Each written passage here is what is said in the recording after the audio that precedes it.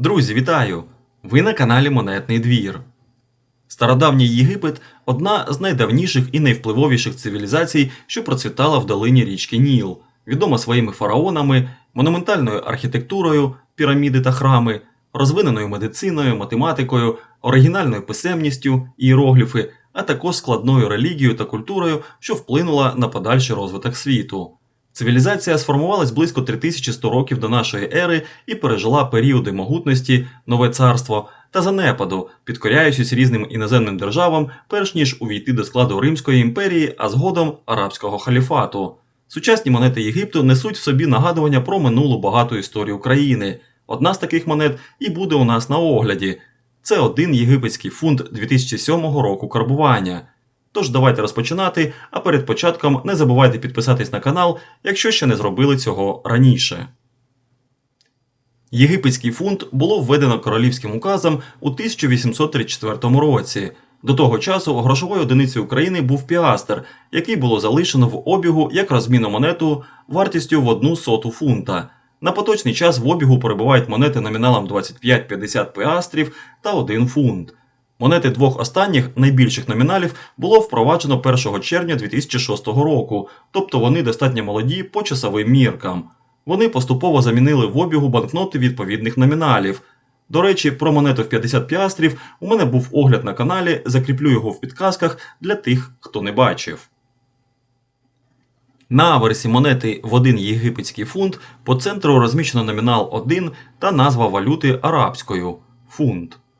На зовнішньому кільці повторюється номінал англійською мовою – «one pound».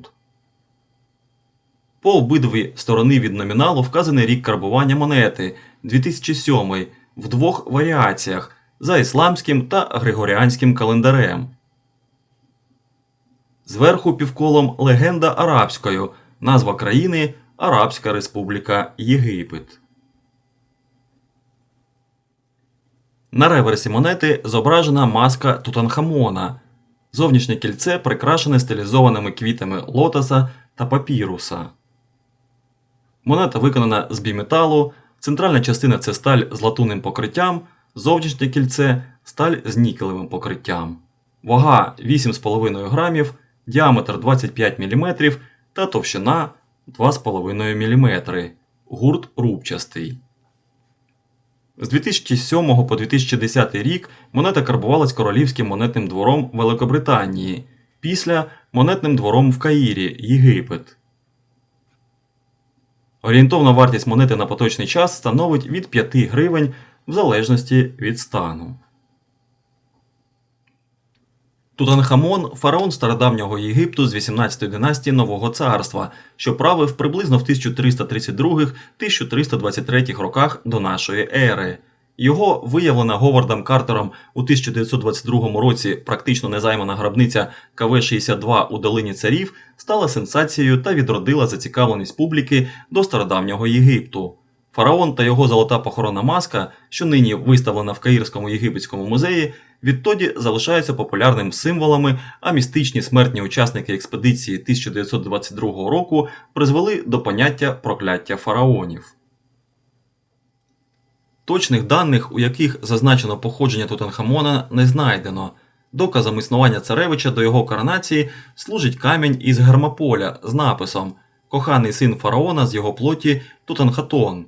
Єгиптологи висунули дві версії його походження. Перша – він був сином фараона Ехнатона. Друга – батьком Тутанхамона був фараон Сменхкара, зять, брат чи син Ехнатона. У пізніх документах свого правління Тутанхамон називає батьком свого діда Аменхотепа III, що пояснюється зміною політичного та релігійного вектора. У дитинстві отримав ім'я Тутанхатон, що означає «живе втілення Атона».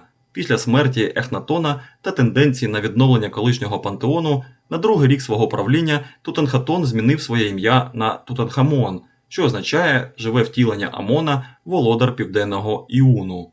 Зі сходженням на трон Тутанхамон прийняв тронне ім'я Непхепрура, що означає як «живе втілення Ра», під яким фігурує в Амаранському архіві. Маска Тутанхамона – це золота похоронна маска. У 1925 році, пролежавши в гробниці разом з мумією цього фараону більше ніж 3000 років, вона була знайдена через 3 роки після того, як британський археолог Говард Картер виявив в долині царів гробницю Тутанхамона. З того часу маска Тутанхамона виставлена в Єгипетському музеї у місті Каїр. Маска, що представляє фараона в образі Осіріса, єгипетського бога потайбіччя, має висоту 54 см, важить більше 10 кг або 321,5 тройська унція і прикрашена напівдорогоцінними каміннями. На її плечах єгипетськими ієрогліфами написано заклинання з книги мертвих. У 2015 році маску Тутанхамона довелося реставрувати після того, як у неї відвалилась борода, заплетена в кіски, вагою в 2,5 кг, яку музейні працівники поспішно приклеїли назад. Згідно з британським єгиптологом і археологом Ніколасом Рівзом, маска є не тільки найбільш істотним зображенням з гробниці Тутанхамона, а й, можливо, найвідомішим предметом із самого стародавнього Єгипту. З 2001 року низка єгиптологів досліджує припущення, що спочатку маска могла призначатись для Нефер-Нефруатон, фараона жінки, що правив наприкінці амарнського періоду, якою, можливо, була Нефертіті або Сменхкари. Єгиптолог Ніколас Рівз стверджує, що проколоті вуха вказують на те, що маска призначалась для жінки фараона, а також те, що склад сплаву, що злегка відрізняється, з якого виготовлене обличчя, дозволяє припустити, що воно було виготовлене незалежно від решти маски, і що в картушах на масці видно ознаки зміни імені Нефер-Нефруатона на ім'я Тутанхамона. Проте Крістіан Емкман, експерт з консервації металу, який проводив реставрацію у 2015 році, каже, що немає жодних ознак того, що обличчя зроблене із золота, що відрізняється від решти маски, або що картуші були змінені. Взагалі, історія Тутанхамона дуже довга та цікава, тож всім раджу пошукати на просторах інтернету інформацію та зануритись у історію стародавнього Єгипту. Залишайте ваші враження від монети в коментарях до огляду, діліться, чи маєте ви її у себе в колекції, та обов'язково ставте вподобайку, якщо було цікаво. І звісно, не забувайте підписуватись на канал, щоб не пропускати нові випуски. До зустрічі!